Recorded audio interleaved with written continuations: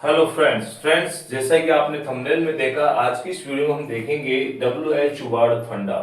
ये WH word फंडा क्या है? दरअसल बात ये है कि WH वर्ड का यूज आप किस किस तरीके से करते हैं।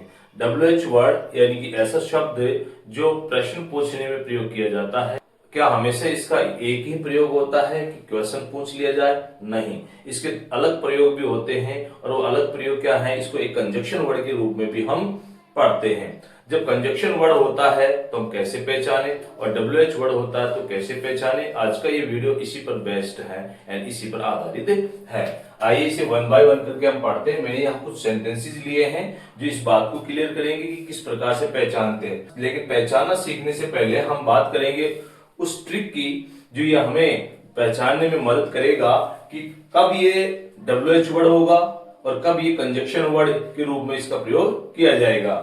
तो सबसे पहले हम देखते हैं कि जब ये WH वर्ड लिखा होता है, ट्रिक नंबर 1 क्या कहती है कि जब ये WH वर्ड है तो ठीक इससे पहले आपको कुछ भी लिखा हुआ नहीं मिलेगा पहली शर्त के अनुसार। इसके तुरंत बाद या तो आपको हेल्पिंग वर्ब और प्लस मेन वर्ब देखने को मिलती है, या फिर हेल्पिंग वर्ब की जगह डायरेक्ट आपको मेन वर्ब भी देखने को मिलती है। तब आप इसे WH वर्ड कहेंगे। तब आप इसे क्या कहेंगे? WH वर्ड कहेंगे। दूसरी ट्रिक कहती है कि WH वर्ड से पहले कोई नाउन या प्रोनाउन लिखा हो और उसके बाद कोई नाउन या प्रोनाउन लिखा हो। इसका मतलब हुआ कि WH वर्ड के आगे पीछे नाउन या प्रोनाउन लिखा होगा, कोई प्रकार की वर्ब लिखी हुई नहीं होगी। तो इसका मतलब उस समय फिर ये क्या नहीं होगा? उस समय फिर ये WH वर्ड नहीं होगा, उस समय ये होगा कंजक्शन वर्ड। उस समय क्या होगा? ये कंजक्शन वर्ड। इसी की दूसरी शर्त ये है कि WH वर्ड से पहले नाउन या प्रोनाउन तो लिखा है, लेकिन इसके बाद आपको वर्ब देखने को मिल सकती है। तो ऐसी कंडीशन में भी ये WH वर्ड नहीं है, उस समय भी क्या है? ये कंजक्शन वर्ड के रूप में प्रयोग किया जाता है। तो आइए इसे हम एग्जांपल्स की मदद से समझ लेते हैं। और एग्जांपल में सबसे पहले मैंने लिया है कि where is your father. Where is your father, तो शर्त के अनुसार देखिए आप कि यहाँ वेयर के तुरंत बाद क्या देखने को मिलता है अपने को? हेल्पिंग वर्ब या main verb. Main verb is देखने को मिलती है, और इज वर्ब से पहले वेयर लिखा हुआ है, वेयर से पहले शर्त के अनुसार कुछ भी नहीं लिखा हुआ है। तो इसका मतलब है कि ये WH वर्ड है। ये WH वर्ड है। सेकंड सेंटेंस में लिया हमने कि why did you do it. Why did you do it, तो यहां वही शर्त फिर से लागू होती है। यहाँ हेल्पिंग वर्ब है और इससे पहले WH वर्ड है, और WH वर्ड से कुछ भी नहीं, पहले कुछ भी नहीं लिखा। तो इसका मतलब ये यहां पर भी कैसा है? WH वर्ड है।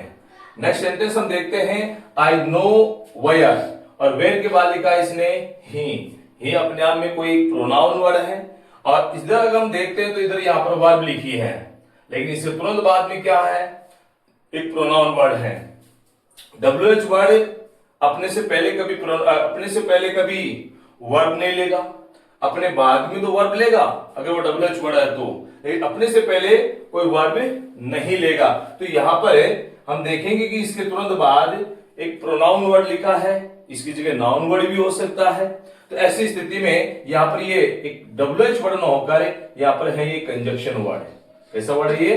कंजक्शन वर्ड है।